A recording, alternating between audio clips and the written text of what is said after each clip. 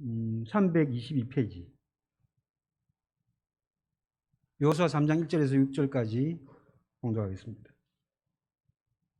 다 찾으신 줄 알고 여러분이 한 절, 제가 한 절, 여러분이 한 절 이렇게 봉독하겠습니다. 또 여호수아가 아침에 일찍 일어나서 그와 모든 이스라엘 자손들과 더불어 시딤에서 떠나 요단에 이르러 건너가기 전에 거기서 유숙하니라. 백성에게 명령하여 이르되 너희는 네 사람 제사장들이 너희 하나님 여호와의 언약궤에 매는 것을 보거든 너희가 있는 곳을 떠나 그 뒤를 따르라.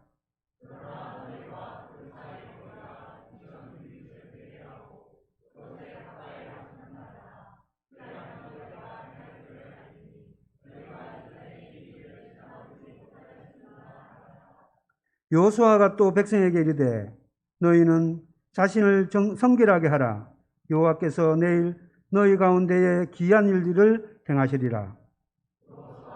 또 제사장들에게 말하여 이르되 언약궤를 메고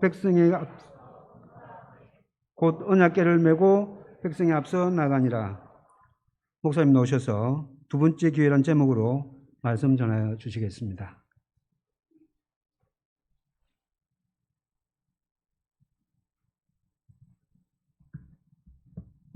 할렐루야.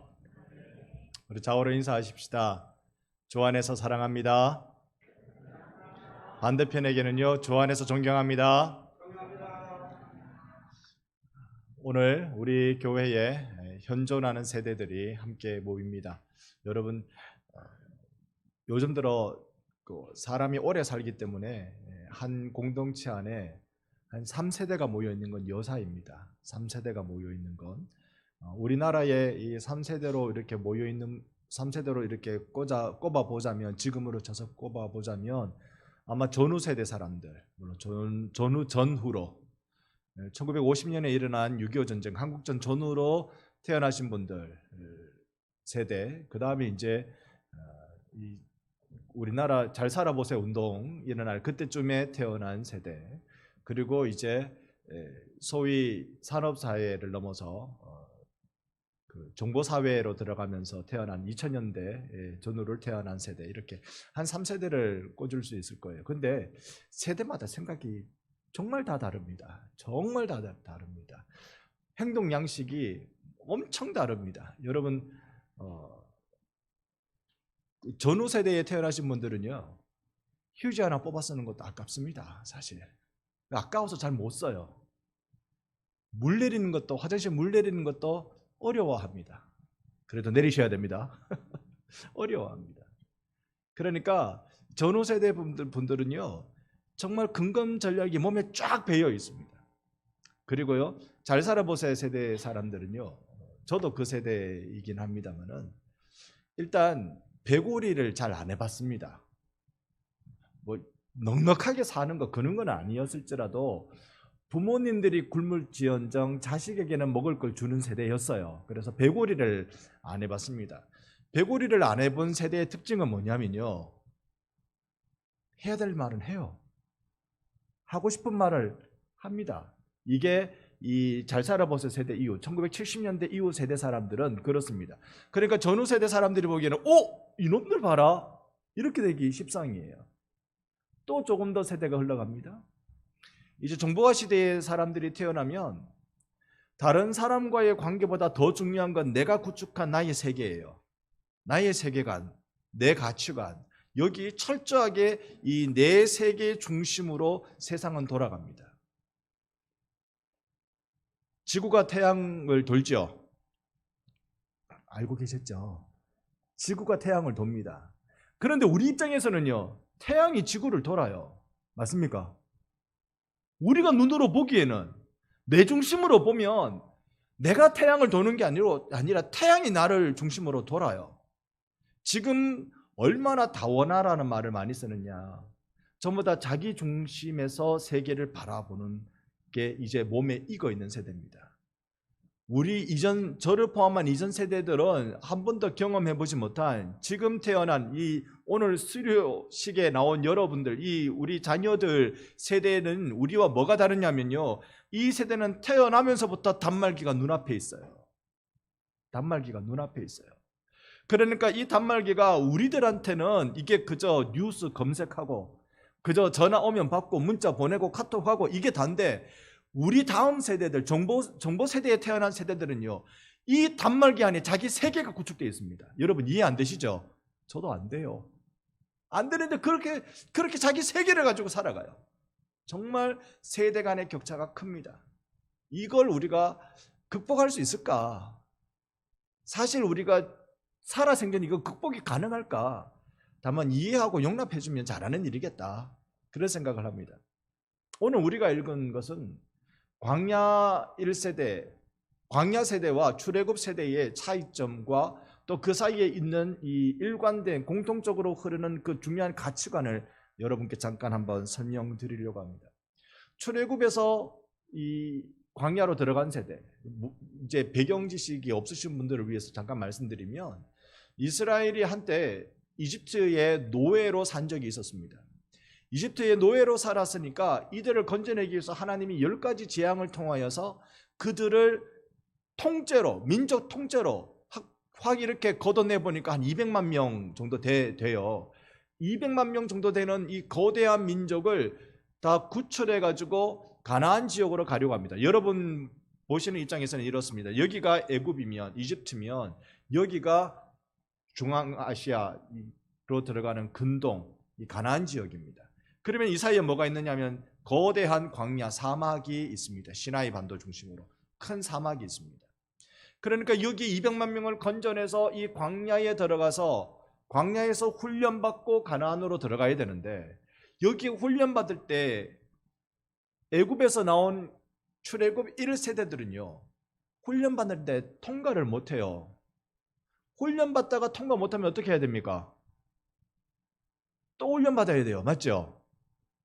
훈련받다가 통과가 안 됐는데, 통과할 실력이, 통과할 준비가, 통과할 훈련이 안 됐는데 통과시키면 문제 생기잖아요. 그러니까 이거 또 훈련해요. 또 훈련 하다가 여기에 몇 년 보냈냐면 38년을 보냅니다.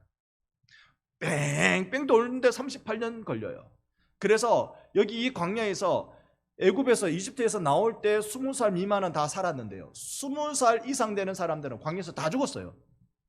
아주 소수만 빼고, 아주 소수만 빼고 광야에서 다 죽었어요. 이 광야 1세대, 출애굽 세대.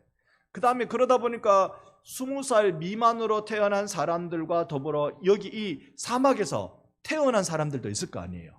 이들을 우리가 뭐라고 부르냐면 광야 세대라고 불러요. 이 광야 세대들은 이제 가나안 땅에 들어가는 겁니다. 지금 우리가 읽은 여호수아의 본문은 요 어간쯤에 있는 사람들이었습니다. 그러면 애굽에서 나온 세대들, 출애굽 세대들, 이들을 우리가 어떻게 볼 거냐? 우리가 보기엔 실패한 인생으로 보여져요. 여러분 안 그러세요? 왜 실패했습니까? 가나안 땅을 못 밟아봤거든요. 목적을 이루지 못했어요. 실패한 세대로 보여집니다. 여러분, 그 실패한 세대가 누굴까요? 우리가 이 소위 다음 세대라고 일컬어지는 사람들이 보기엔 위세대 사람들이 전부 다 실패한 걸로 보여집니다. 제대로 잘 못 산 것처럼 보여져요.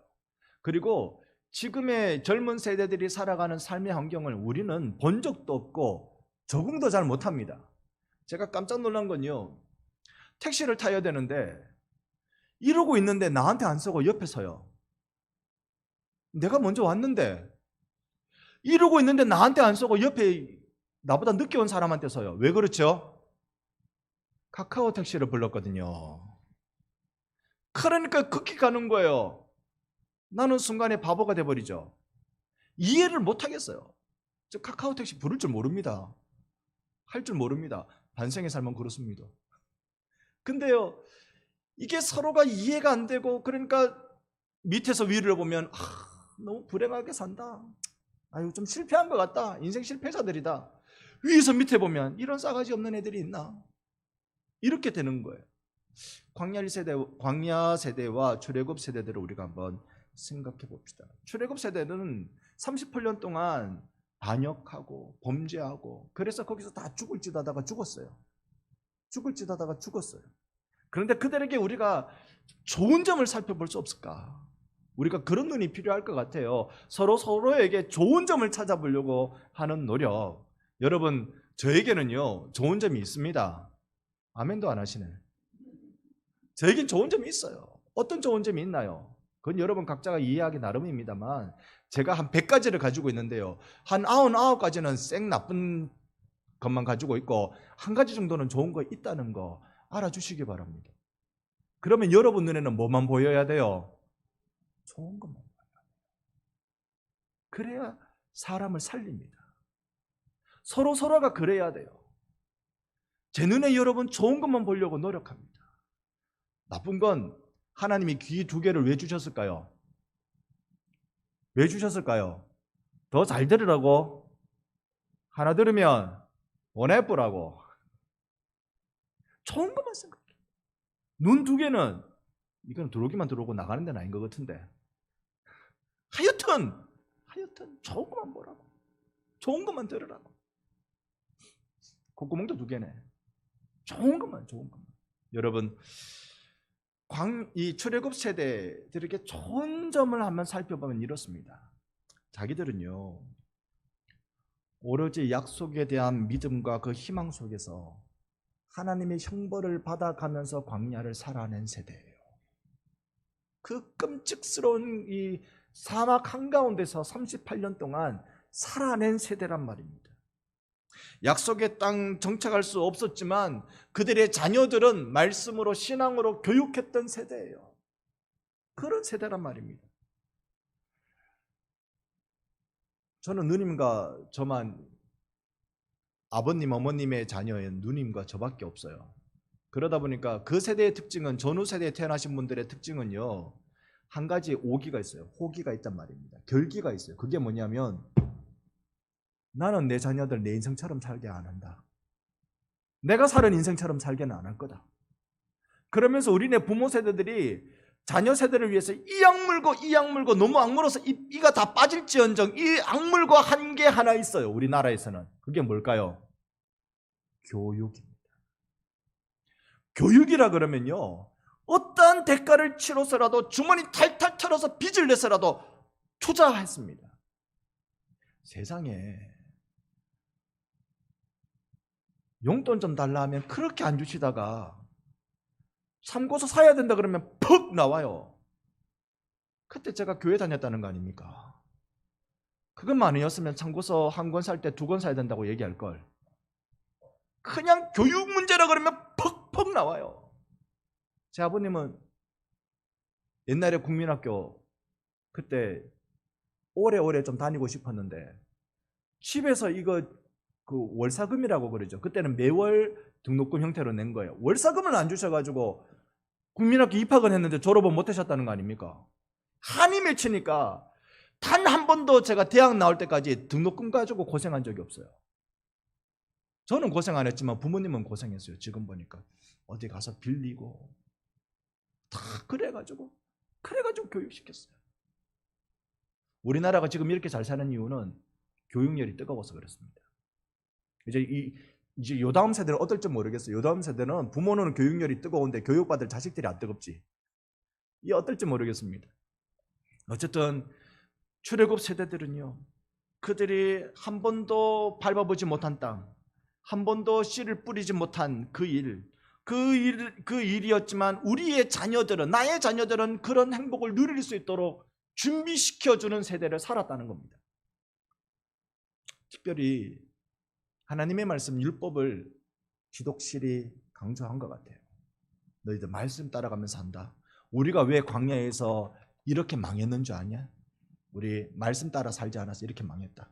너희들 말씀 따라가면서 산다. 그러니까 우리가 오늘 본 이 말씀 요단강을 건너갈 때 어떤 일이 일어납니까? 너희들이 이 율법을 상징하는 언약궤를 따라가면 요단강을 건넌다. 언약궤를 따라가면 요단강을 건넌다. 홍해 때는 달라요. 홍해 때는 모세가 지팡이 내밀고 쫙 밤새도록 쫙 다 갈려주고 나면 그때 건넜는데 요단강은 하나님의 언약궤가 먼저 앞서가서 강물을 척척 열어나갈 때 그때 뒤에 척척 따라 나가면서 그 길을 걷는단 말이에요. 말씀 따라. 여러분 지금 세대도 말씀 따라 살면 승리하게 될 줄로 믿습니다. 말씀 따라 살면 돼요. 말씀 따라 살면 돼요. 조금 안타까운 것은 이 가나안 땅에 진입하는 거 출애굽 세대가요. 가데스 바네아라는 지역에서 12 정탐꾼을 보낼 때 그때 믿음으로 반응하며 따라갔으면 그들이 가나안으로 입성하는 그 세대가 될 수 있었어요. 그런데 믿음으로 반응하지 못했기 때문에 소위 실패자, 이런 낙인이 찍힐 수밖에 없었겠죠. 그렇지만 다시 찾아온 기회, 우리의 자녀들을 통하여 이루어낼 그 기회를 광야에서 방황하던 이들은 절대로 놓치지 않았다는 것입니다. 저는 이 부분에서 굉장히 이 출애굽 세대들을 높이 평가하고 싶습니다. 자녀들은 어떻습니까? 새로운 세대들은 어떻습니까? 그들은 부모의 가르침을 따라서 언약궤를 보고 따라가면서 요단강을 건너는 기적을 체험했습니다. 그뿐입니까? 그들은 법궤를 따라갈 뿐만 아니라 당면한 상황을 자신의 지혜로움을 따라서 하나님 주신 지혜를 따라서 극복해냅니다. 처음에 맞이하는 어려움이 뭐냐면, 여러분 가문에 되는 아들이 있습니까? 딸이 있습니까? 다시, 그 집안의 전통은 아들이 이어갑니까? 딸이 이어갑니까? 두 대답이 동시에 나올 줄 제가 알았어요. 아들이 있는다 하기도 하고 딸이 있는다 하기도 해요. 요즘은 그렇게 합니다. 그런데 과거에서는요, 아들이 가문의 대를 다 이어갔습니다. 그러나 출애굽 세대에 문제가 하나 생겼어요. 아들 없는 집은 그럼 어떨 거냐? 하나님이 가나안 지역에서 주실 그 기업을, 아들이 없는 집은 그러면 기업을 못 이어받느냐? 여기에 대해서 새로운 세대들은요, 그런 게 어딨노? 딸이라고 왜 차별하냐? 딸도 엄연히 하나님의 백성이고 이 가문의 자녀인데 딸이 왜 못 받아? 그게 슬로보아스의 딸들이었습니다.